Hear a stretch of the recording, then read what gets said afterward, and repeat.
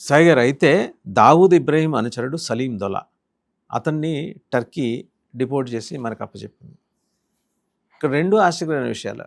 వాడిని వాళ్ళు పట్టుకోవటం, మనకు అప్పచెప్పాలని నిర్ణయించుకోవటం, అది కూడా మన శత్రు దేశం. ఒక రకంగా ఏంటి, ఇప్పుడు చాలా రకాలుగా శత్రు దేశమే.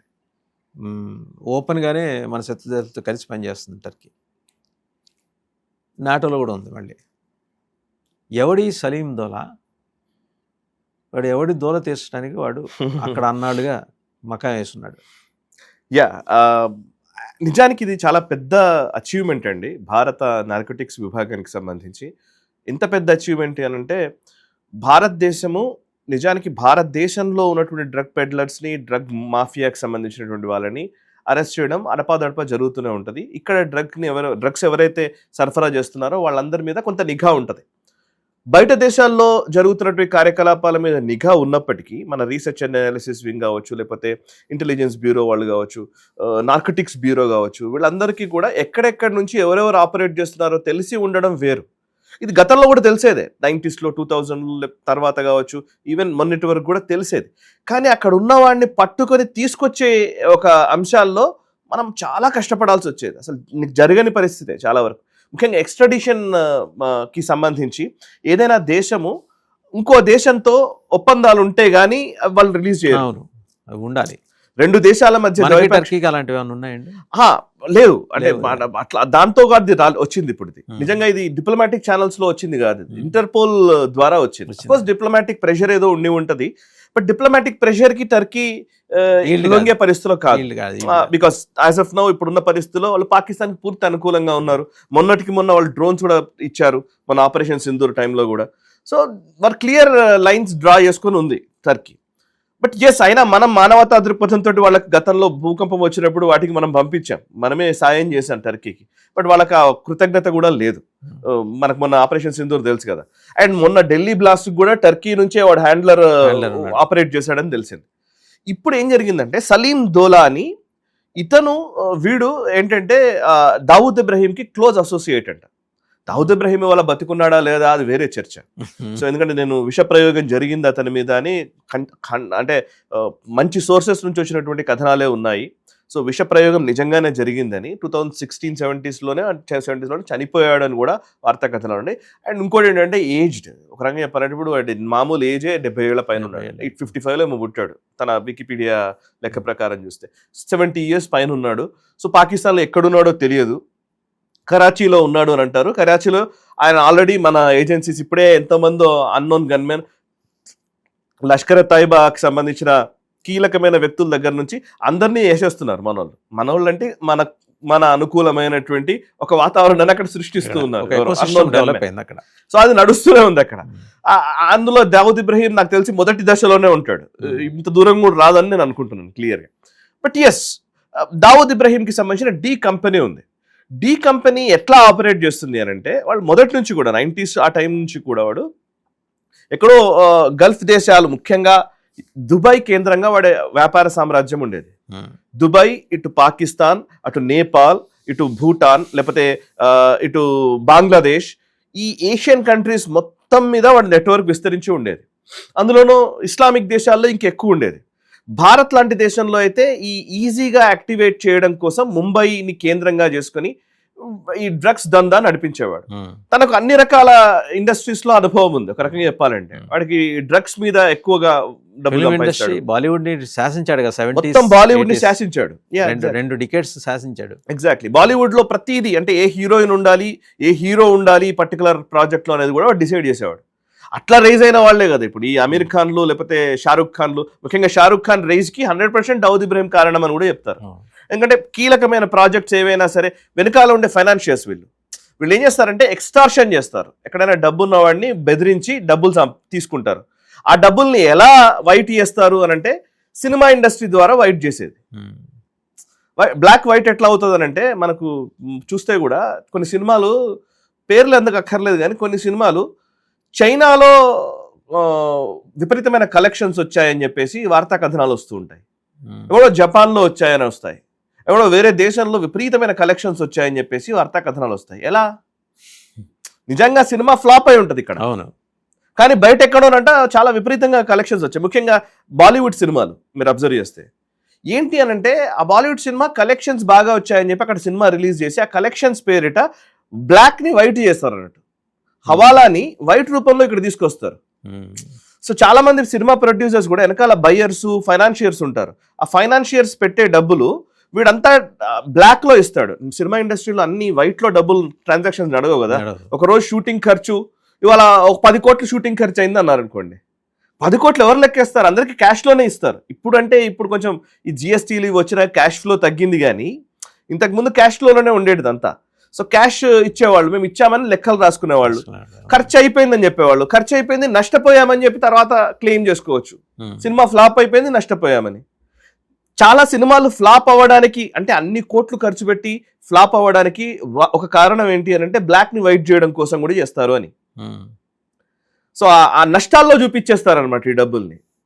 సో ఆ ఇండస్ట్రీలో కూడా ఉన్నాడు. ఆ ఇండస్ట్రీలో కూడా వాడు ఏంటంటే ఆ బ్లాక్ ని వైట్ చేసే దందా దావుద్ ఇబ్రహీం చేయించేవాడు. ఐఎస్ఐకి డ్రగ్స్ సరఫరా, ఎగ్జాక్ట్లీ ఐఎస్ఐకి వెపన్స్, డ్రగ్స్, మన భారతదేశంలో టెర్రరిస్ట్ యాక్టివిటీస్, ఐఎస్ఐ నుంచి వచ్చే డబ్బుల్ని ఇక్కడ మేనేజ్ చేయడము, అంటే లేని దందా లేదు. అంటే ఆ బ్లాక్ దందా అంతా కూడా దావుద్ ఇబ్రహీం చేసేవాడు. డి కంపెనీ అనేవాళ్ళు దాన్ని. తర్వాత అతను ఈ ముంబై బ్లాస్ట్ అయిన తర్వాత వాడు ఎక్కడికో వెళ్ళిపోయి భారతదేశానికి రావాలి వస్తానని చెప్పాడని రామ్ జెఠ్మలానీ గారు ఇంటర్వ్యూలో చెప్తాడు. రామ్ జెఠ్మలానీ ఫేమస్ లాయర్, ఆయన ఒకసారి ఇంటర్వ్యూలో చెప్తారు, దావుద్ ఇబ్రహీం నాకు ఒకసారి కాల్ చేశాడు, నేను ఇండియాకి వస్తాను కానీ నన్ను టార్చర్ చేయకండి, కాకపోతే నన్ను సరిగ్గా నన్ను అరెస్ట్ చేసి మామూలుగా చూసుకుంటానంటే నేను వచ్చేస్తాను అని అన్నాడు.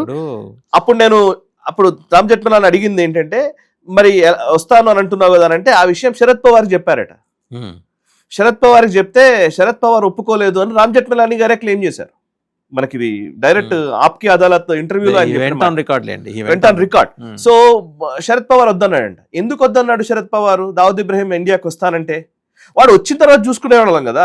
వాడు ఏదో కొన్ని డిమాండ్లు పెట్టాడు, నాకు కొంచెం పొలిటికల్ ఖైదీ లాగా నన్ను చూడాలి, నాకు ఇవ్వాల్సిన ఫెసిలిటీస్ నాకు ఇవ్వాలి, నా ఆస్తులు జప్తు చేయొద్దు, నా వాళ్ళని ఎవరిని కూడా అరెస్ట్ చేయొద్దు, ఇట్లాంటి ఏవో చెప్పాడు.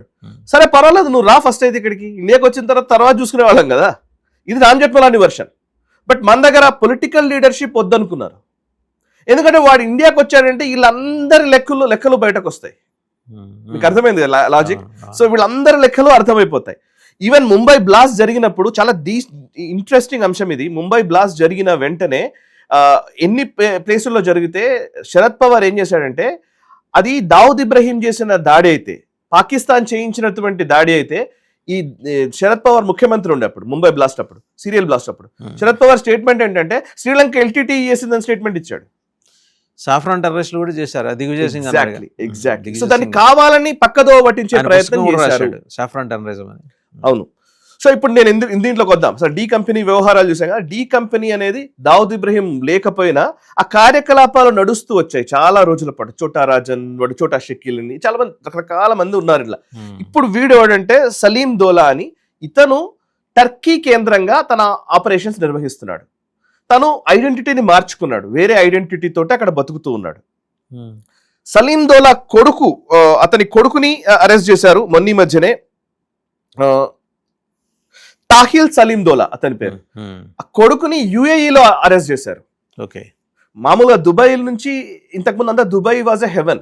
ఒక రకంగా చెప్పాలంటే ఈ ఇల్లీగల్ యాక్టివిటీస్ కి, ఈ దందాలన్నింటికి అది మేజర్ అడ్డా ఉండేది. దుబాయ్ కేంద్రంగానే ఐఎస్ఐ అనేక ఆపరేషన్స్ నిర్వహించేది. సో యుఏఈ భారత్ కి దగ్గరైంది వాళ్ళ. గత 10 సంవత్సరాల నుంచి మోదీ గారు వచ్చిన తర్వాత యుఏఈ అండ్ ఎంబీజెడ్ కి భారత్ గారికి, మోదీ గారికి మధ్య మంచి సంబంధాలు నెలకొన్నాయి. అండ్ అజిత్ దోవల్ కూడా చాలా కీలకమైన రోల్ పోషిస్తూ ఉన్నారు. సో ఓవరాల్ గా ఇంటెలిజెన్స్ ఏజెన్సీస్ కి కానివ్వండి, మన నార్కోటిక్స్ బ్యూరోకి కానివ్వండి, వీళ్ళందరికీ కూడా ఇన్ఫర్మేషన్ షేరింగ్ జరుగుతోంది అటు యుఏఈకి ఇక్కడికి మధ్య. సో ఇందులో భాగంగా ఈ సలీం దోలా కొడుకుని మొన్న 2025లో జూన్ లో అరెస్ట్ చేశారు. అరెస్ట్ చేసి యుఏఈ డిపోర్ట్ చేసింది. యుఏఈ నుంచి వాళ్ళు ఆ పర్టికులర్ సలీం దోలా కొడుకుని ఇండియాకి పంపించారు. అండ్ ప్రస్తుతం సలీం దోలా టర్కీలో ఉంటే, టర్కీకి మనం ఇంటర్పోల్ నోటీస్ ఇచ్చాం. మామూలుగా ఇంటర్పోల్ కి నోటీస్ ఇస్తే మన భారత చెప్పిన తర్వాత ఇంటర్పోల్ లిస్ట్ లోకి ఈ పర్టికులర్ సలీం దోలాని చేర్చారు.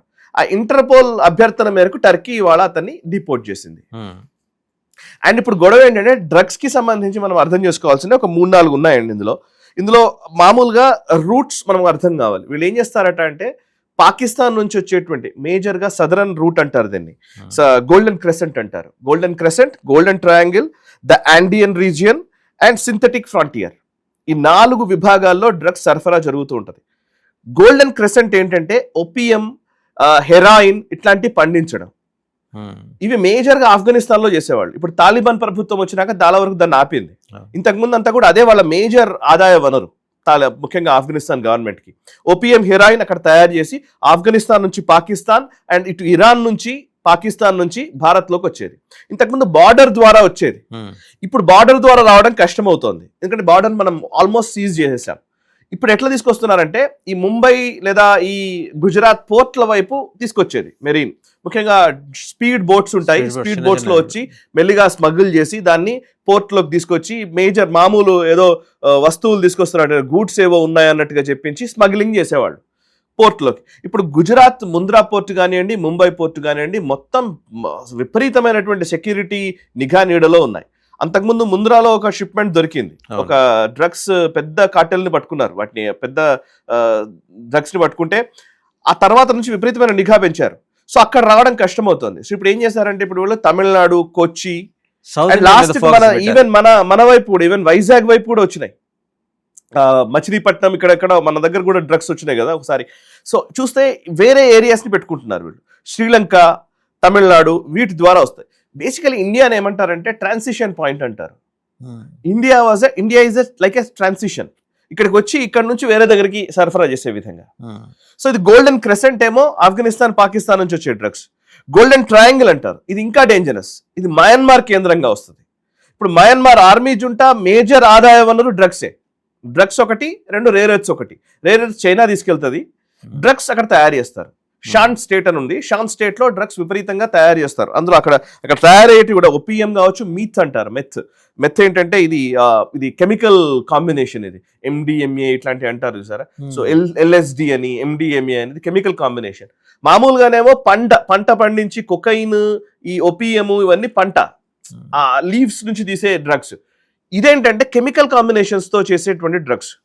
ఈ 2 ఇవాళ మయన్మార్ చేస్తుంది, దీన్ని గోల్డెన్ ట్రయాంగిల్ అంటారు.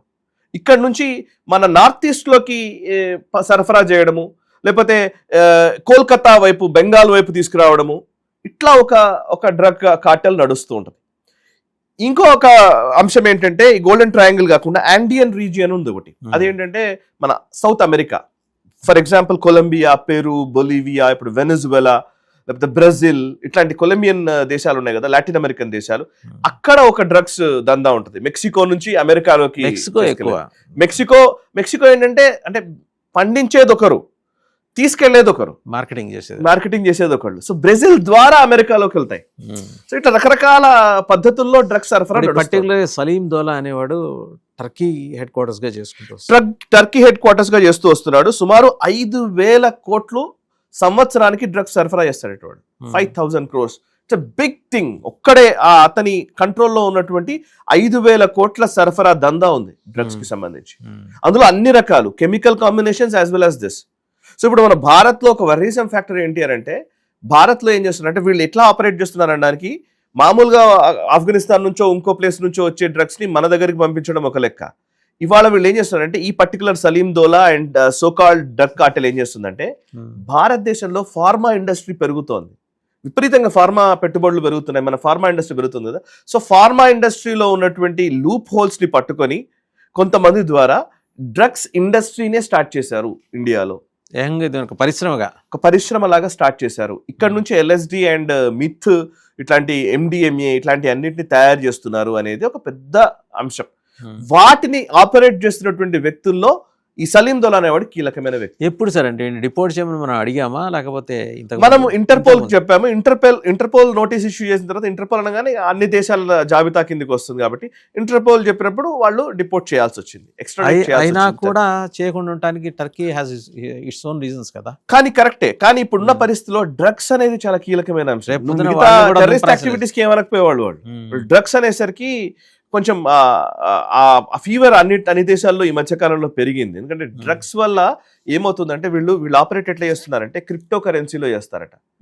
డిజిటల్ యాప్స్ కొన్ని తయారు చేశారు. అంటే అసలు ఎవరు ఎన్క్రిప్టెడ్ యాప్స్ అంటారు. నీకు ట్రాన్సాక్షన్ జరుగుతుంది కూడా తెలియదు. డబ్బులు ఎట్లా హవాలా రూపంలో కాదు, ఇంతకుముందంతా హవాలాలు కరెన్సీలు ఉండేది. ఇప్పుడు అది లేదు, క్రిప్టో కరెన్సీ డిజిటల్ కరెన్సీలోకి మారిపోయింది. క్రిప్టోలో పేమెంట్స్ జరుగుతూ ఉన్నాయి. సో ఇది ఎకానమీకి విఘాతము, యాజ్ వెల్ యాజ్ జనాలకి సమస్యాత్మకంగా కనబడుతుంది. లా అండ్ ఆర్డర్ ఇష్యూస్ ఉన్నాయి. So many aspects.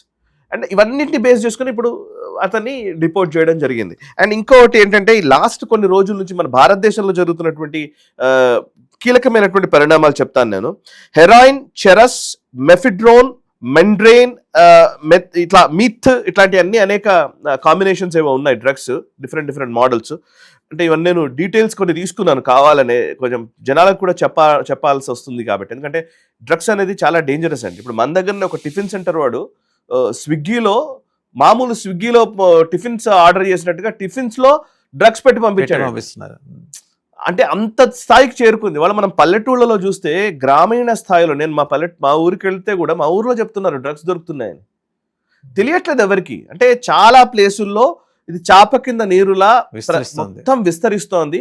అండ్ మన గ్రామాల్లో కూడా డ్రగ్స్ చేరుకున్నాయి. ఇంతకుముందు ఏదో పబ్బుల్లోనో పార్టీల్లోనో డ్రగ్స్ తీసుకునే వాళ్ళని వినేవాళ్ళం, కానీ వాళ్ళ ఊర్లలో కూడా డ్రగ్స్ వచ్చాయి. మోస్ట్ డేంజరస్ స్థాయి. సలీం దౌలా ఇంకా ఆపరేషన్స్ ఏంటండి అసలు, ఇంకా ఇతరత్ర అతనికి ఇది కాక అతను వెపన్స్ డీల్ చేస్తున్నాడు, at the same time drugs Cartel నడుపుతూ ఉన్నాడు.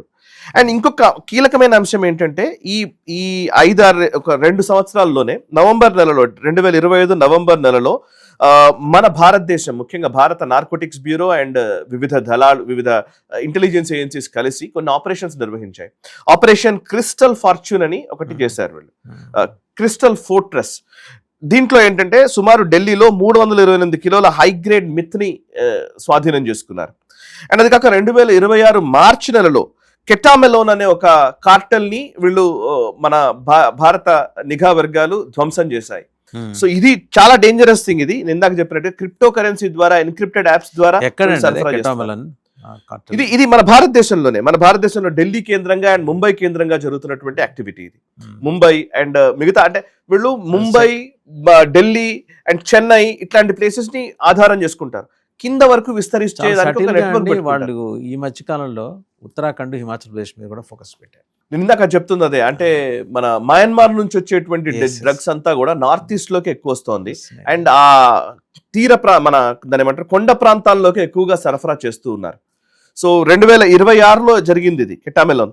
2025 అక్టోబర్ నెలలో సలీం షేక్ ని దుబాయ్ నుంచి డిపోర్ట్ చేయించారు.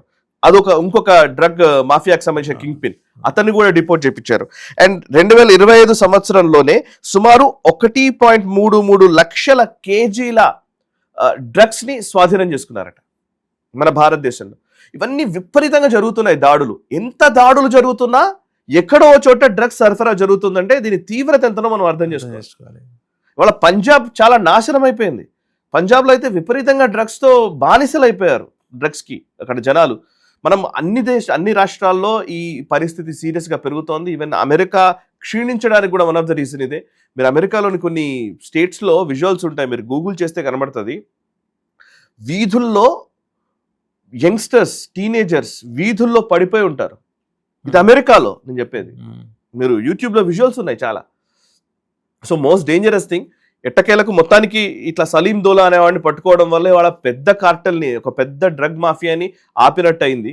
ఇలాంటివి జరుగుతూనే ఉంటాయి. కాకపోతే మనం అప్రమత్తంగా ఉండాలి. ఎక్కడైనా సరే ఏదైనా ఇష్యూస్ వస్తున్నప్పుడు వీటిని పోలీసులకు సమాచారం ఇవ్వడంలోనో ఇంకోటో చేయాలి. అండ్ డ్రగ్స్ కి దూరంగా ఉండే పరిస్థితుల్ని మనం కల్పించుకోవాలనేది నా అభిప్రాయం.